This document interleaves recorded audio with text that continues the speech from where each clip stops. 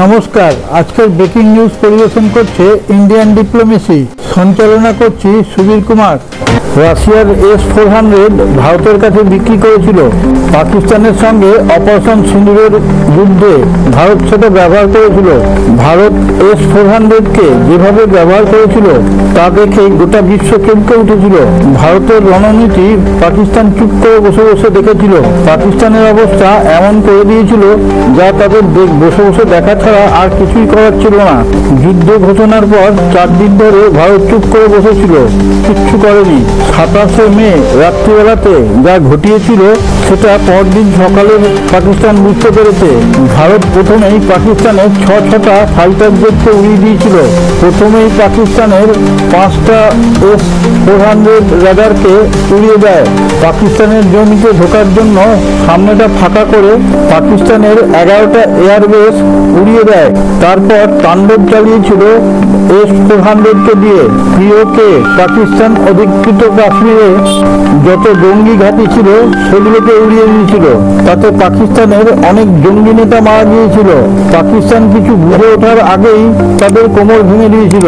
পশ্চিমী দেশগুলো রাশিয়ার এই S-400 রাডারগুলোকে এমনভাবে বদনাম করেছিল, সারা দুনিয়াকে জানিয়ে দিয়েছিল এই রাডার কোনো কাজের না।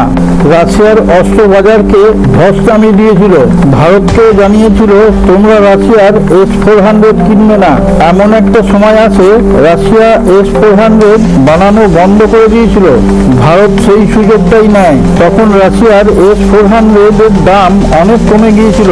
ভারতের security director Ajit Doval Russia গিয়ে এই চুক্তি করে এসেছিল, ভারত তোমাদের S-400 রাডার কিনবে। তখন অনেক কম দামে রাশিয়ার এই রাডার ভারত কিনেছিল। এরপর ভারতের সেনারা এর ক্যারিশমা দেখানো শুরু করে। পাকিস্তানের ড্রোন, মিসাইল এবং ফাইটার জেট একের পর এক ধ্বংস করা শুরু করে। ভারতের সীমান্তে ঢোকার অনেক আগেই তাদেরকে শেষ করে দিয়েছিল। ভারতকে বারণ করার পর ভারত চুপ করে বসেছিল। কখন সেটা চুক্তি করেছে আর কখন সেটা কিনেছে সেটা কেউ জানতে পারেনি। এখনকার ভারত কারোর মুখে ঝাল খায় না, নিজের মুখেই ঝাল খায়। নিজেরা যেটা ঠিক মনে করে সেটাই করে। কোনো ট্রেড ডিলে পশ্চিমা দেশগুলোর থেকে রাশিয়া অনেক নির্ভরযোগ্য। পশ্চিমা দেশগুলো অস্ত্র চুক্তি করার সময় একরকম কথা বলে, আবার ডেলিভারি দেওয়ার সময় আর এক রকম কাজ করে। সময় মতো তাদের অস্ত্র সাপ্লাই দেয় না। ভারতের কাছে রাশিয়া অনেক বেশি নির্ভরযোগ্য হয়ে ওঠে। পাকিস্তানের সঙ্গে যুদ্ধের সময় 314 কিলোমিটার দূর থেকে পাকিস্তানের ফাইটার জেটকে উড়িয়ে দেয়, যা এখনো পর্যন্ত বিশ্ব রেকর্ড। এখনো পর্যন্ত বিশ্বের কোনো মিসাইল রাডার লক্ষ্য স্থির রেখে বিপক্ষের কোনো ফাইটার জেটকে ওড়াতে পারেনি। ভারতের এই অত্যাশ্চর্য ভূমিকা দেখে রাশিয়ার ইঞ্জিনিয়ার কিংবা বিজ্ঞানীরা চমকে ওঠে। তারা নিজেরাই জানত না তাদের S-400 এত কার্যকরী। যদিও ভারতীয় সেনাবাহিনীর কৃতিত্ব এখানে যথেষ্ট পরিমাণে রয়েছে। AWACS এর মতো হাই ভ্যালু ফাইটার জেটকে উড়িয়ে দেওয়ার মতো খবর কারোর কাছে জানা নেই। তাই রাশিয়ার ইঞ্জিনিয়ার ও বিজ্ঞানীরা নিজেরা গর্ব অনুভব করে এবং নতুন উদ্যমে আবার কাজ শুরু করে। আমেরিকা থেকে ইউরোপ, পশ্চিমা দেশগুলো রাশিয়ার এগেনস্টে যেভাবে ষড়যন্ত্র শুরু করে তাতে রাশিয়া ভীষণভাবে হতাশ হয়ে পড়েছিল। তারা ভেবে নিয়েছিল অস্ত্রের মার্কেট তাদের শেষ, ভারতই তাদেরকে ফিরিয়ে আনে। যিনি ভিডিওটি দেখছেন তার কাছে আমার একটি বিশেষ অনুরোধ, আপনি যদি আমাদের ইন্ডিয়ান ডিপ্লোমেসি চ্যানেলটিকে সাবস্ক্রাইব করে না থাকেন এখনই সাবস্ক্রাইব করে পাশে থাকা নোটিফিকেশন বেলটি ছুঁয়ে একটা লাইক দিয়ে শেয়ার করে দিন। তাহলে আমরা বিশ্বের বিভিন্ন প্রান্ত থেকে নিত্য নতুন সংবাদ সংগ্রহ করে আপনাদের সামনে তুলে ধরার অনুপ্রেরণা পাব।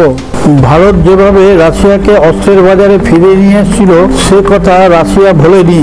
ততক্ষণে রাশিয়া বুঝে গেছে ভারত বিশ্বাসযোগ্য দেশ। ভারতও যৌথ উদ্যোগে ভারতে অস্ত্র কারখানা তৈরি করবে বলে চুক্তিবদ্ধ হয়। রাশিয়ার সঙ্গে চুক্তি হয় তারা টেকনোলজিও ভারতকে দেবে। তাই পশ্চিমা দেশগুলোকে শুধু টোপ দিচ্ছে কিন্তু অস্ত্র তাদের কাছ থেকে কিনছে না। ভারত আর ক্রেতা হিসাবে বিশ্বে বেশি দিন থাকতে চায় না, এবার বিক্রেতা বিক্রেতা হিসাবে মার্কেটে আসতে চাইছে। পশ্চিমা দেশগুলোকে কোনো ফাইটার জেটের অর্ডার দিলে তারা 10 বছর পর সেটা ডেলিভারি দেবে। ভারত যদি নিজেদের দেশেই ওগুলো বানায় তাহলে নিজেদের প্রয়োজনে যত তাড়াতাড়ি সম্ভব সেগুলোকে তৈরি করে ফেলবে, নিজেদের প্রয়োজন মিটিয়ে তারপর অন্যান্য দেশকে সেগুলো বিক্রি করবে। অলরেডি ভারতের কাছে বেশ কিছু ফাইটার জেট এবং মিসাইল রেডি করে বসে আছে। বিশ্বের শক্তিধর দেশগুলোর সেরা ফাইটার জেটের মতনই কার্যকর। ভারতের কাছে কি আছে সেটা ঘুণা করেও কাউকে জানতে দেয়নি। তাই বিশ্বের শক্তিধর দেশগুলো ভারতকে এখন সমঝে চলছে এবং ভয়ও পাচ্ছে। ভারতীয় মিসাইল 314 কিলোমিটার দূরে গিয়ে পাকিস্তানের AWACS ফাইটার জেটকে টার্গেট করে উড়িয়ে দেয়। তার কাজ ছিল গুপ্তচর বৃত্তি করা। সে ভাবছিল আমি ভারতের রেঞ্জের বাইরে আছি, কিন্তু ভারতের রেঞ্জে কতটা সেটাই তো কেউ ধরতে পারছে না। তাই যেখানেই থাকুক নিশ্চিন্তে থাকতে পারছে না কেউ। যা আজ পর্যন্ত কেউ দেখাতে পারেনি, ভারত সেটা করে দেখিয়েছে। এত দূর থেকে ডিটেক্ট করে টার্গেট সেট করা অন্য কারোর পক্ষে সম্ভব না। যদিও এতে ভারতের সেনাবাহিনীর গুরুত্বও কম নয়। এর জন্য প্রয়োজন প্রচুর ট্রেনিং এবং অধ্যাবসায়। S-400 রাডার এত দূর থেকে ডিটেক্ট করতে পারে সেটা রাশিয়াও জানতো না। এটার মূলে আমাদের সেনাবাহিনীর কৃতিত্ব বিশাল। এটা ভারতের এক বিরাট মাস্টার প্ল্যানের একটি অঙ্গ। প্রথমেই ভারত যেটা করেছে, পাকিস্তানের সমস্ত এয়ার রেডারগুলোকে ধ্বংস করে দিয়েছে।